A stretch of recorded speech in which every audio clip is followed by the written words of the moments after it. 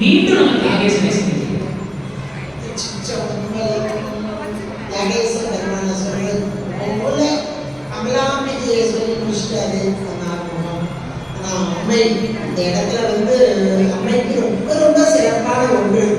இந்த போட்டோல எல்லாம் பார்த்தீங்கன்னா தியாகேச பெருமானுக்கு அருகில் அமர்ந்திருக்கும் இந்த அம்மை கமலாம்பிகையாக இந்த சிவராஜ யோக அந்த நிலை அப்படின்றதே அவருடைய அழகான அமைப்புல உட்கார்ந்திருக்க காலை தூக்கி போட்டு உட்கார்ந்திருக்கிற அமைப்பே பார்ப்பதற்கே ஒரு ஆச்சரியம் தக்கதாக இருக்கும். யோக நுட்பத்தில் அமைந்த ஒரு தலம் என்றால் திரு ஆரூர். இந்த யோக நிலையிலே சிவரூபம் பெற்ற சிவஸ்வரூபம் பெற்ற நம்முடைய நம்பி ஆரூரர் வாழ்ந்த தலம். அவர் பிறந்த தலம் திருநாவலூராக இருந்தாலும் இவர் வாழ்ந்த தலமும் இவருடைய பெயர் நம்பி ஆரூரர். எந்த இடத்திலேயுமே சுந்தரர் என்று வருவது இல்லை. நாம சுந்தரர் தான் கூறுறோம். ஏன்னா கைலாயத்தில் சுந்தரராக ஆலால சுந்தரராக இருந்த அவர்தான் இங்கே வந்த போது நம்பி ஆரூரராக நம்பி ஆரூரர் என்ற பெயர். அதற்கு காரணம் இவருடைய தாயார் இசைஞானியார். அவர் பிறந்த தலமும் வாழ்ந்த தலமும் இங்கேதான். பாட்டனார் பேர் சொல்வாங்க இல்லையா, அம்மாவுடைய அப்பா, அவருடைய பெயர் தான் நம்பி ஆரூரர் என்றே இவருக்கு அழைக்கப்படுகிறது. இன்னொரு காரணம், இவர் வாழ வேண்டிய இடமும் நம்பி ஆரூர். இந்த ஆரூர் என்பதற்காகவும் இவருக்கு பெயர் வைக்கப்பட்டிருக்கலாம். எல்லாமே காரணம் தான், காரணம் இல்லாம காரியம் இல்லை. அப்படிதான் இங்கே வருகிறார். இங்கே சிதம்பரத்துல கூப்பிடும் போது நான் ஆரூருக்கு வா என்று இறைவனே ஆணையிடுகிறார். ஆரூருக்கு வா என்று சொல்ல இங்கே ஆரூருக்கு வருகிறார். அந்த மாத்திரத்திலே இறைவனை கண்டு அப்படியே கண்கள் கொட்டுது நீரா. ஏன் அப்படின்னா இது முன்னால் அவர் இருந்த நிலை, அணுக்க தொண்டராக இருந்த நிலை. பக்கத்திலே இருந்தார் இல்லையா, அதை விட்டு பிரியாத அந்த தன்மை இப்போது கண்டு விட்டார். கண்ட மாத்திரத்திலே மனதிற்குள் எண்ணுகிறார், இவர் எம்மை தோழராக கொள்வாரோ என்ற ஒரு எண்ணம். அதுவும் இறைவனுடைய திருவருள் தான். எம்மை தோழராக கொள்வாரோ என்று எண்ணிய மாத்திரத்திலே சுவாமி அசரீரி வாக்கு கேட்கிறது. நான் உனக்கு தோழன், நீ எனக்கு தோழன் சொல்லல, எம்மை தோழராக தந்தோ. என்ன ஒரு அருமையான இது செங்கடாதவருடைய வாக்கு. எம்மை தோழராக தந்தோ. தந்தது அப்படின்னு போது எவ்வளவு உயர்வாங்க. தந்தது முன்னென்னை, கொண்டது என்னை, சங்கர கொல்லோ சதுரர். யாருப்பா கிடைக்காது? ஒன்றுக்கும் பண்ணாத என்ன போய் எடுத்துட்டு ஒன்னையே கொடுத்தையே, அப்படியே சொக்க தங்கமாய ஒன்றை கொடுத்தாயே என்று மணிவாசகர் சொன்னது போல எம்மை தோழராக தந்தோம் என்ற மாத்திரத்திலே தம்பிரான் தோழன் என்று அழைக்கப்பட்ட தலமும் திரு ஆரூர். இந்த தலத்திலே அங்கே அவர் சுந்தரராக, அதால சுந்தரராக இறங்கி வந்த போது நம்பி ஆரூரராக திரு ஆரூருக்கு வந்த மாத்திரத்திலே தம்பிரான் தோழராக. இப்ப இறைவனுக்கே தோழர் என்றால் இறைவனுடைய சார்வம் இந்த கோலத்திலே இருந்து எம்மை போற்றி வணங்குவாயாக என்று மாப்பிள்ளை சாமியாக. அதனால மாப்பிள்ளை மாதிரி பையன் மாப்பிள்ளை சாமியை தான் நம்ம பார்க்க போறோம். நாங்களாம் அன்னைக்கு போகும்போது அப்படி சூப்பரா இருந்தார் மாப்பிள்ளை சாமி. பார்த்தோம். இன்னைக்கு அந்த திரையுடைய மாப்பிள்ளை சாமியா இருக்கிறது அவ்வளோ ஒரு அருமை.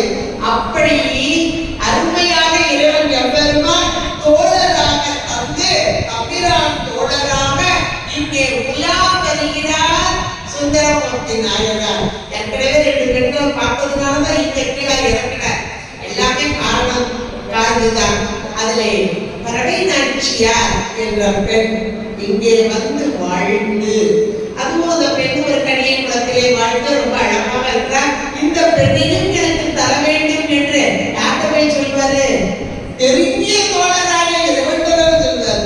அந்த இறைவனிடமே சொல்ல, இறைவனே அந்த பெண்ணிடம் சென்று பேசி, இவர் என்னுடைய தோழர், ரொம்ப நல்லவர் என்று சொல்லி 2 பேருக்குமாக திருமணம் நடந்த தலமும் திரு ஆரூர் என்பதாக ரவிநாச்சியாரோடு சேர்ந்து யோக நிலையிலே இல்லறமா நல்லறம் நடத்தினார் என்று சேக்கிழார் பெருமான் பதிவு பண்ணுகிறார் என்றால், அந்த பெண்ணும் அந்த யோக நிலையிலே உள்ள பெண்மணியாக வாழ்ந்த தலம்.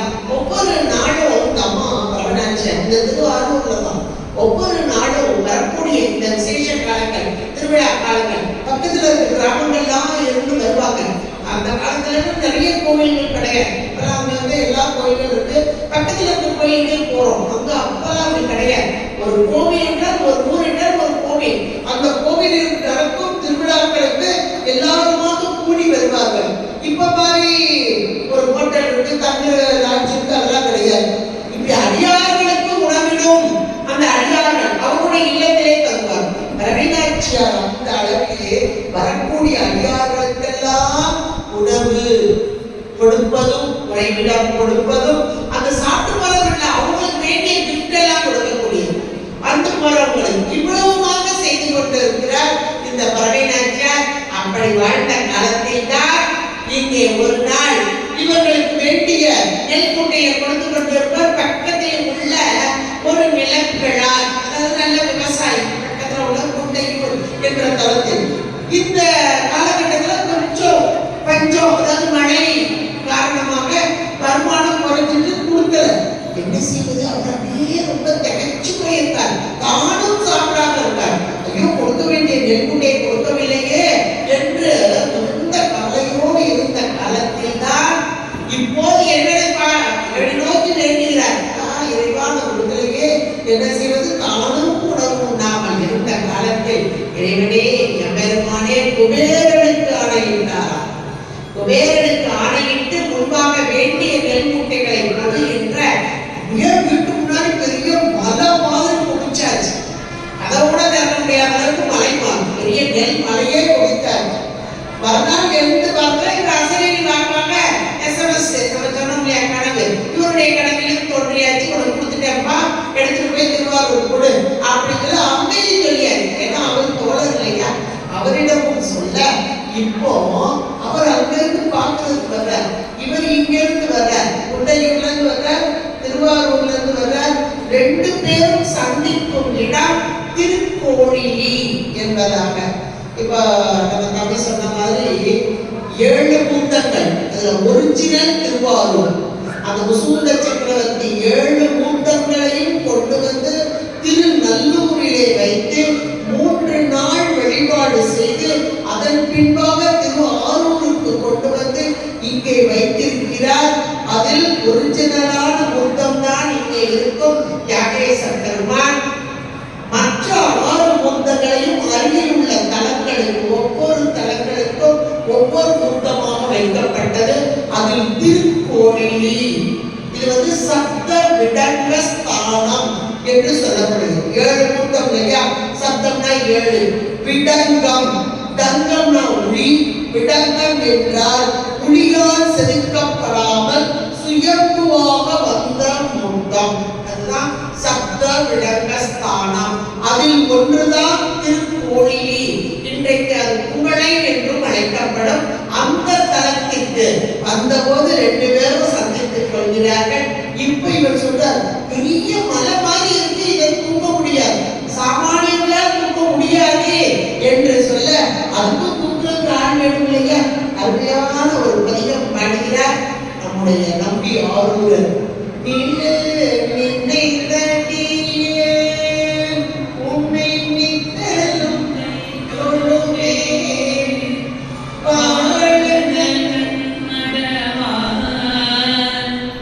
வாழ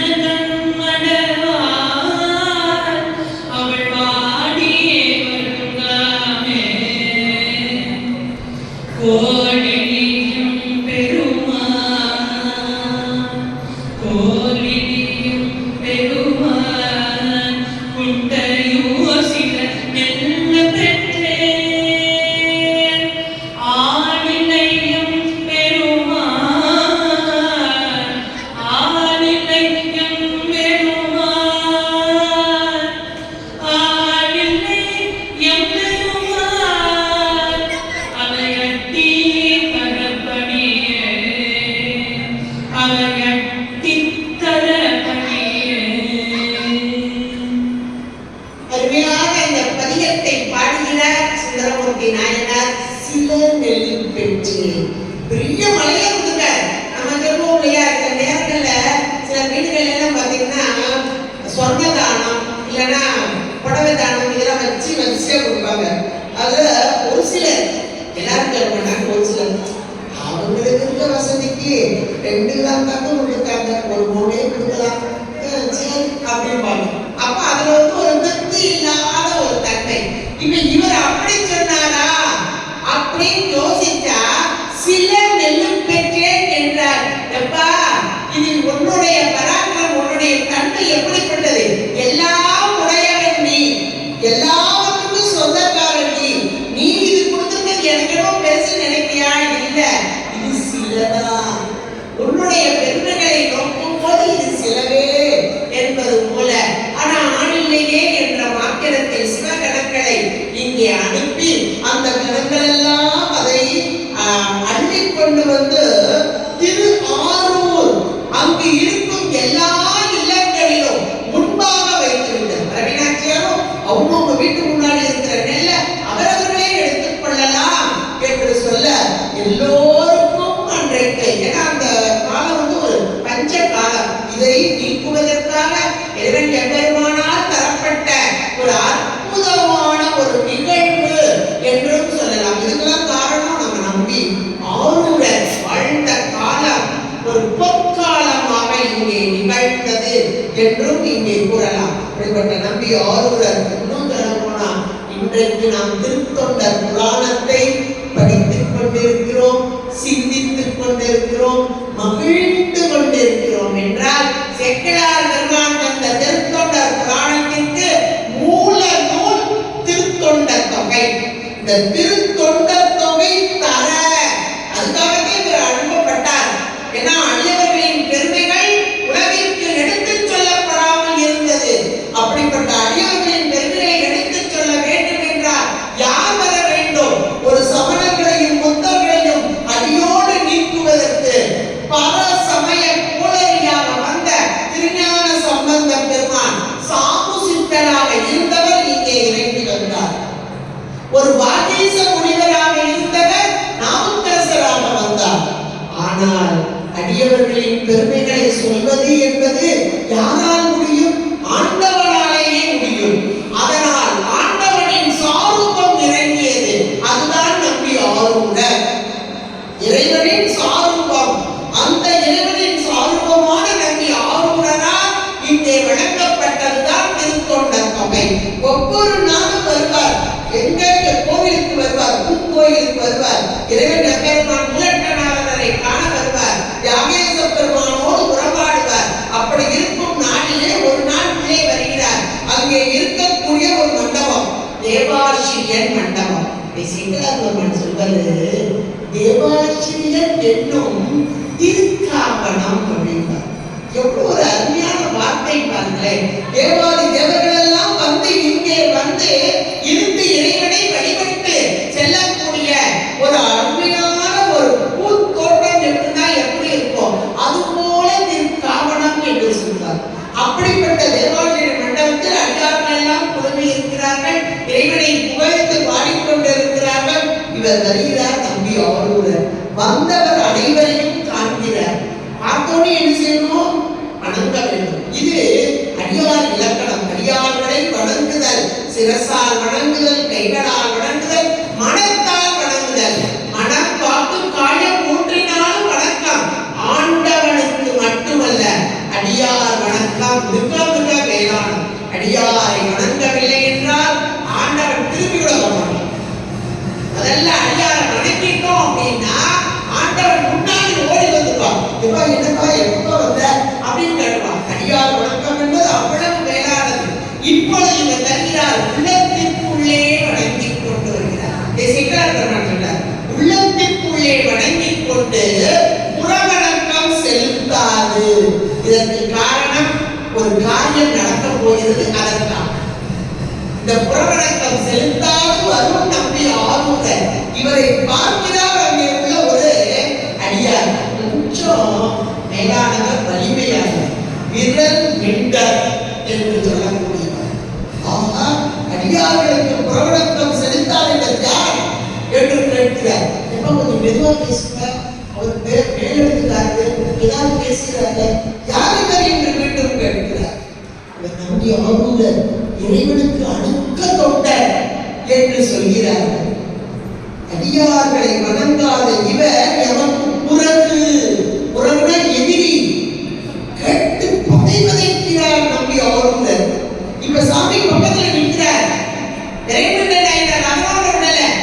இவரை தோழராக கொண்டாரே அந்த இறைவன், அவனும் எவனுக்கு புறவு.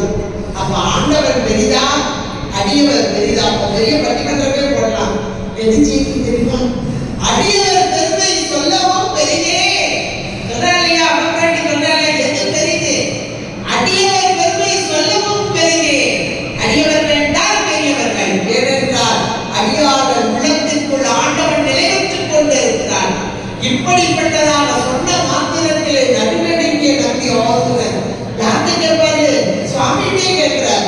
கேட்ட மாத்திரத்திலே இறைவன் எம்பெருமான் அடியார்களின் பெருமையை பாடு என்று சொல்ல அன்றான் வந்தார். அவருடைய திரு அவதாரமே அறிவித்தார். அந்த தலம் திரு ஆரூர் என்பதாக. இந்த தலம்தான் அடியவர்களின் பெருமையை பறைசாற்றும் ஒரு தலமாக. எப்படி பாட வேண்டும் இந்த அடியவர்களை என்று சொல்ல இறைவனே எடுத்துக் கொடுக்கிறார். இருப்பது திரு ஆரூர் பிருத்திவி தலம், கொடுத்தது தில்லை. தில்லை வளர்ந்ததம் அடியார் பொன்னடியே, அப்படியே முழுதாக ஒரு வரியை கொடுக்கிறார். இருப்பது திரு ஆரூர் பிருத்திவி தலம், கொடுத்தது தில்லை. தில்லைக்கும் திருவாரூருக்கும் கனெக்ஷன் கொடுக்கிறார். இங்கேயும் மூலட்டநாதனார், அங்கேயும் மூலட்டநாதனார். இங்கேயும் நடன பெருமான், அங்கேயும் நடன பெருமான். இங்கே நடனம் ஆரம்ப நிலை, அங்கே நடனம் ஆனந்த நிலை. இதுதான் நகவா நடனத்தில் ஆரம்பித்து ஆனந்த நடனத்தில் நிறைவு பெறும் ஒரு அற்புதத்தை இங்கே இணைத்து பாலமாக்கினார் திருத்தொண்ட தொகையின் மூலமாக. திருத்தொண்ட தொகை எடுத்து பார்த்தீங்கன்னா அத்தனை அடியார்களையும் அடியாருக்கும் அடியே நடிகாருக்கும் அடியே என்பதாக அருமையாக பாடிய நம்பி ஆரூரர் வாழ்ந்த தலமாக பரவினாட்சியாரோடு யோக நிலையில், யோக நுட்பத்தில், உலகிற்கெல்லாம் யோகத்தை பறைசாற்றும் நிலையில் வாழ்ந்த தலம் திரு ஆரூர் என்பதாக இந்த தியாகேச பெருமானை கண்டிப்பாக சிந்திக்க வேண்டிய நேரம் இந்த நேரம்.